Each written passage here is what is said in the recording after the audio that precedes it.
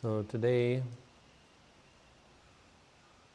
we will talk about the Bahupakāra Dhammā. The commentary calls them Bahupakāra. In the Tipitaka they're called Bahupakāra. Bahupakāra means they do a lot. It's a very simple word. Dhammas that do a lot. But the commentary explains that they are Bahupakāra. Upakara means they are great support. Upakara means support or help. It also says they're hitavaha, which means they bring benefit. But these two Dhammas are singled out by the Buddha, singled out also by the ancient teachers up into the present time. This is the first Dhamma that they learn in Thailand, the Bahupakāra Dhammā. The two Bahupakāra Dhammā are Sati and Sampajanya.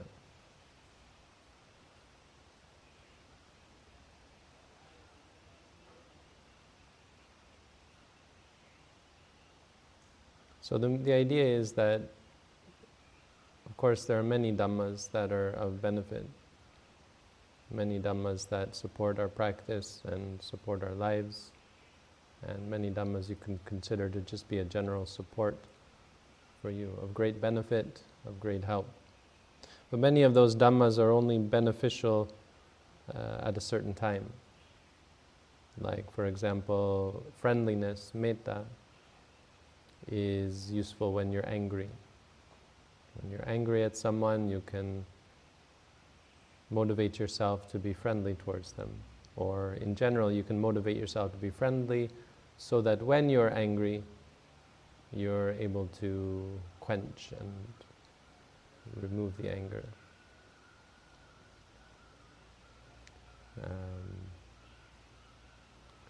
Mindfulness of the Buddha is something that is useful when you are feeling discouraged. Mindfulness of death, when you're feeling lazy, reminding you, hey, we're all going to die, you better work hard, and so on. There are Dhammas that are useful from time to time. There are other Dhammas that are useful, but still require something to cultivate. For example, sila, ethics. How does someone really be an ethical person? It's not something you can just decide to do one day. Sure, you can take the precepts, but to actually be ethical, to be a good person, a person who is free from qualities that harm others, well, you need to develop yourself. Concentration, even wisdom. You can't just decide to be wise, of course. You can't decide to be focused, you can't decide. So, it's proper to single out these two Dhammas, Sati and Sampajanya, as the Dhammas that are the most helpful. As the commentary uses, the word the commentary uses is sabbata, which means everywhere. They're useful everywhere. And this is from the Buddha's words where he says, especially about Sati, that it is useful everywhere. Sabbatikang, something that is useful everywhere. So I haven't given you the translations. The translations for these two words are difficult. Mostly because you don't want to trivialize them. Sati we often translate as mindfulness, but that doesn't really capture the depth and breadth of the word. These are very special Dhammas. These are things that can change, that will change your life if you practice them. So they're more than just, be mindful, right? It's something that it's better to understand and to know the details, or the characteristics of, and of course the means of implementing, rather than to give you a word that translates it. If we want to talk about what the word translates to, it helps us to understand the meaning, the definition, and the characteristics of it. Sati means something literally like recall or recollection, remembrance, or the ability. It can also refer to the ability to do those things. So if someone has sati, it means they have the ability to recall. They have the capacity to remember things. So when we see the Buddha talk about this word in a general sense, he talks about remembering things that happened a long time ago. Someone who can remember things that happened a long time ago is someone who has sati. So it doesn't mean mindfulness or attention or anything like that, comprehension or whatever you might translate it as. It means the ability to remember, the ability to recall or recollect. And that's valuable to understand. Of course, this isn't how it's used in meditation, or this isn't what is the most valuable. Of course, it's valuable to remember things that happened a long time ago, but not very valuable, not extremely valuable. And of course, we use sati for the present moment. But talking about it in terms of recall helps us understand the meaning. If you think of your inability to recall things, something that happened a long time ago, what is it like when you can't remember it? It's fuzzy, it's dark. Maybe you meet someone and they say, "Hey, do you remember me?" And fuzzy. Maybe you don't remember them so well. That means your sati is not very good. That's what that means. So it helps us to understand what it's going to be like to cultivate sati in the present moment. Sati is like a focusing, like when you focus a camera. Ordinarily, our experience of momentary everyday life is fuzzy. So mindfulness is like this profound shift where suddenly everything is clear, where there's a clarity that wasn't there before. Mindfulness is also like turning on a light in a dark room. If you're in a dark room at night, maybe you can see a little bit, but maybe you step on a rope and you think it's a snake. But then you turn on the light and you see it's just a rope. Mindfulness is that clarity that comes from turning on the light. The commentaries give a very specific set of descriptions of the word sati. This is what they do for all of the Dhammas. They call it the Lakkhana-dichattuka. There are 4 aspects of a Dhamma, starting with the characteristics. So there's the characteristic, the function, the manifestation, and the proximate cause. So if we really want to understand what sati is, this is all theoretical.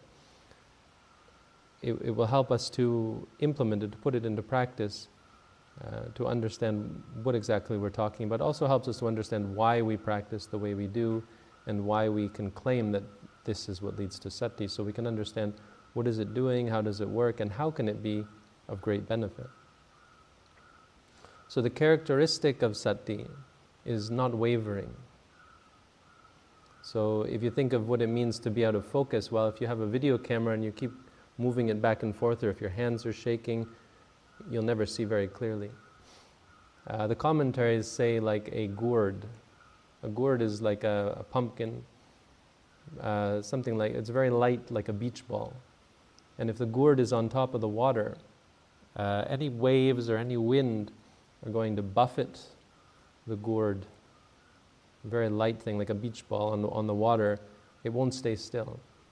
Say the commentary says the ordinary mind is like this, never still, never focused, and not deeply penetrative of experiences.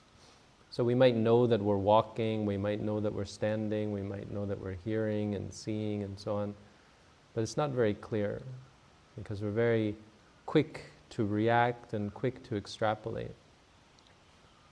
But mindfulness is, they say, is like a pillar stuck into the earth. Like when you build a wall, you need pillars that are completely unmoving. Even if there's an earthquake, it won't move. Mindfulness is the opposite of this gourd on the water.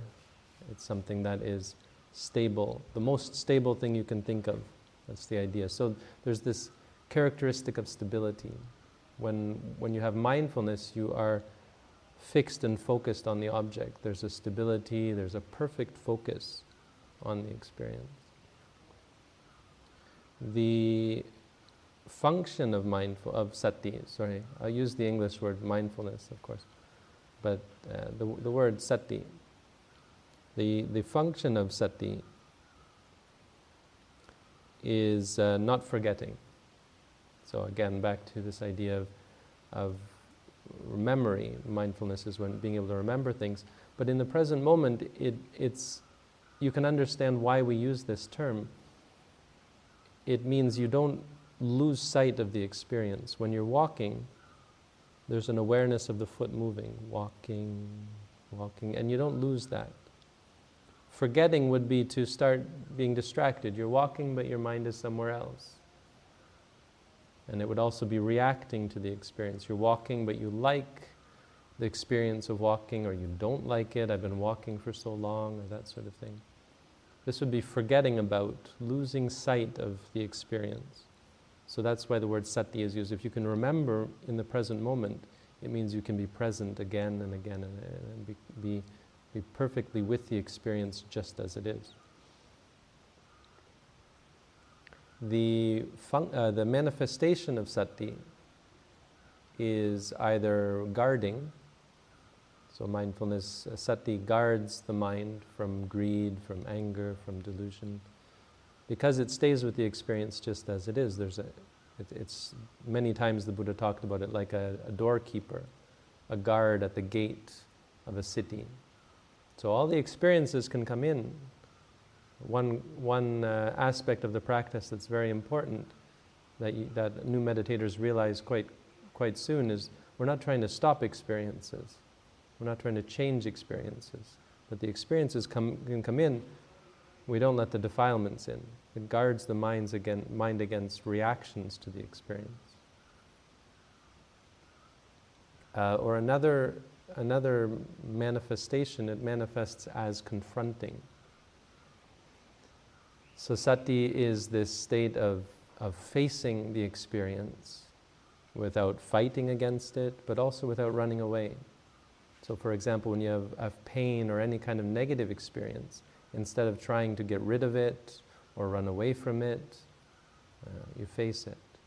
And the same goes with good experiences. Instead of trying to acquire them, to build them, to keep them, simply facing them. This is the salient quality of mindfulness, how it manifests. When you're mindful, it's a means of facing your experience without wavering, without stressing about them. And finally, the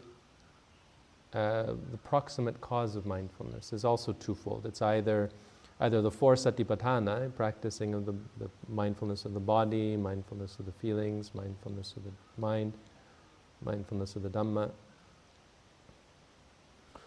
Or it's something called tirasanya. So two ways of looking at the proximate cause. Tirasanya is a very valuable word.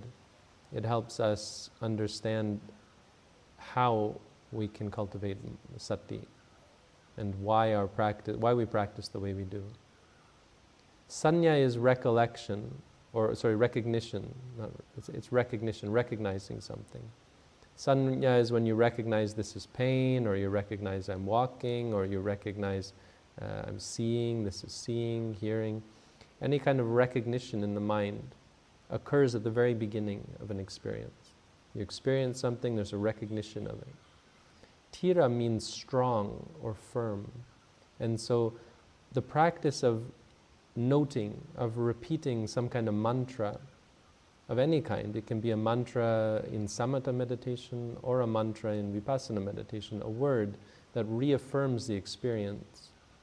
The reason for using this word is to cultivate this firm or strong perception, meaning seeing doesn't go on to, oh, I like what I see, it's good, it's bad, it's me, it's mine, or all these other things. You reaffirm seeing is just seeing. So the next moment doesn't become a chain reaction that creates stress and suffering and ego and attachment and so on. The next moment is a reaffirmation, is a loop back to the actual experience. Seeing is just seeing.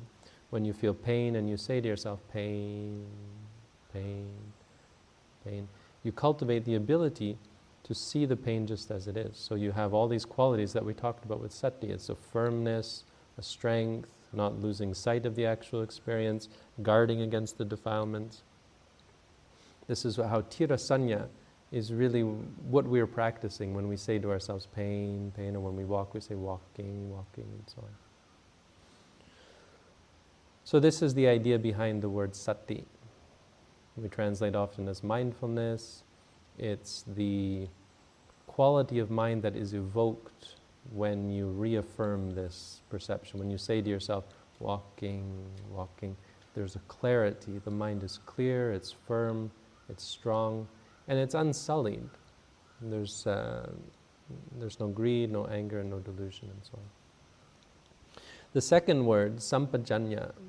Sampajanya is often translated as clear comprehension, full awareness. I don't know what the various translations are. But it's a pretty easy word actually to understand linguistically. Nya, the word nya is a root.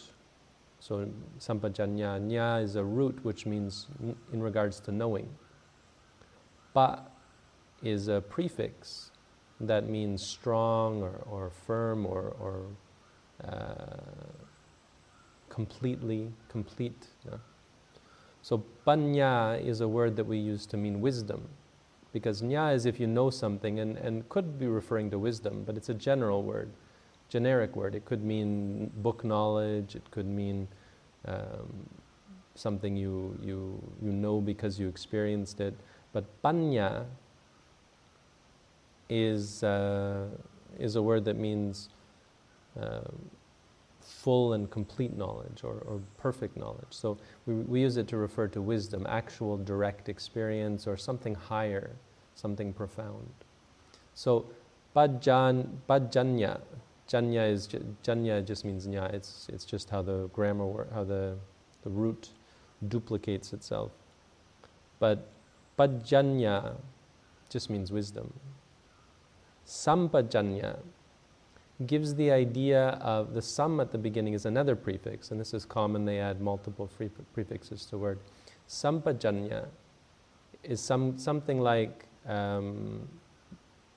wisdom or full knowledge about yourself, or it's continuous knowledge, but the idea is something like knowing yourself completely all the time.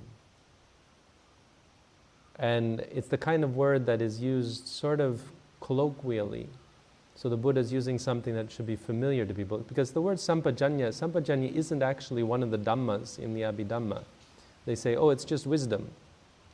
Sampajanya just refers to wisdom. And that's technically accurate. But why the Buddha used this word is because colloquially, we're talking about knowing what you're doing. When you walk, to know you're walking, to be constantly aware of your experiences. So colloquially, it's easy to again trivialize this word, to think, oh yeah, well when I walk, I know I'm walking, and just like mindfulness, I'm mindful all the time. Like I have people teaching them meditation, they say, oh yeah, well I'm mindful. Well, were you saying to yourself walking? No, but I was mindful. So we have this vague sort of kind of nebulous idea of both of these things.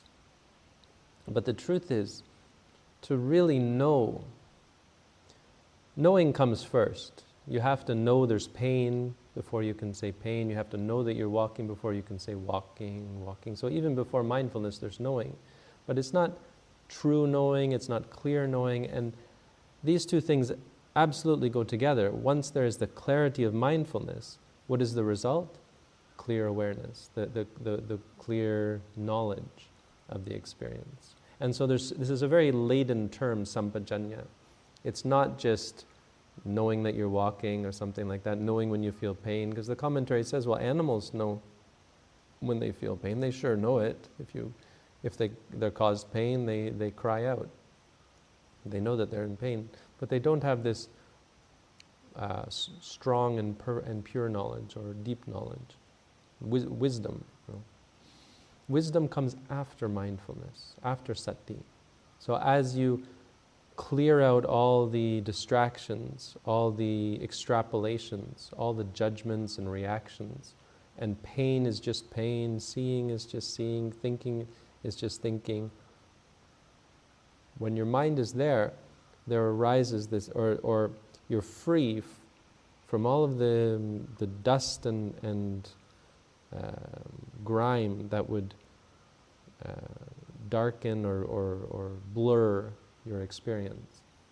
So when you note the pain, it's laden by the knowledge of impermanence, where other people see stability. Oh, this if I hold on to it, it will be something I can rely upon. It will be stable, it will be with me forever. This person I have, this person will be with me forever. My parents, my partner, my children, these possessions of mine, they're stable. I mean, we don't intellectually think that, but we get the sense, wrongly, that things are stable. We don't realize that every single aspect of our existence is unstable. It's made up of moments of experience that are impermanent. So this is the kind of thing you start to see: impermanence, suffering, and non-self. The three characteristics are deeply embedded. I mean, they're an essential, integral part of reality. So the getting into the benefits of mindfulness is, the benefit of sati is the sampajanya, where you start to see things clearly where other people make the mistake, where before you would make the mistakes that would lead you to stress and suffering. So this is the meaning of these two terms. As to why they are of great benefit, I think anyone who practices them deeply has no doubt that they are of great benefit. For the most part, it changes a person's life to practice these two things. They're something not to be taken lightly. When they're the first part of the Dhammā study and it says Bahupakāra, these are of great benefit. You think, oh, okay, so I'll use these as I continue, not realizing that these are really of bahu, of much benefit. They'll change your life. So what is the benefit of these two? Besides sati leading to sampajanya, sati leads to clarity, it leads to purity. Because of it leading to wisdom, it leads to freedom from greed. So all of the greed that we impose upon other people, harming them, and the greed that we impose upon ourselves that leads to stress and suffering, trying to get what we want, and suffering when we don't get what we want. Anger that leads us to harm others, leads us to hold grudges and to create tension in our relationships, and also to simply burn our minds with hatred and with aversion and so on, fear and so on, and delusion, the freedom from the arrogance and conceit and doubt and worry, and all of these qualities of mind that come about from the misapprehension of our experiences. The benefits of wisdom are that it frees us from ignorance, that it frees us from suffering. Seeing clearly is all it takes to find complete and perfect freedom from suffering, to attain nibbana, to become enlightened, to become a perfect being, free from all greed, all anger, all delusion, and all ignorance. Simply these two things, with all of the other aspects of the Buddha's teaching supporting them, these two things which you can use all the time in your daily life, which are an integral part of meditation practice, something that we can and should develop all of our waking hours, lead us directly to the realization of the Four Noble Truths, seeing suffering, abandoning the cause of suffering, realizing the cessation of suffering. They constitute the essence of the path that leads to freedom from suffering.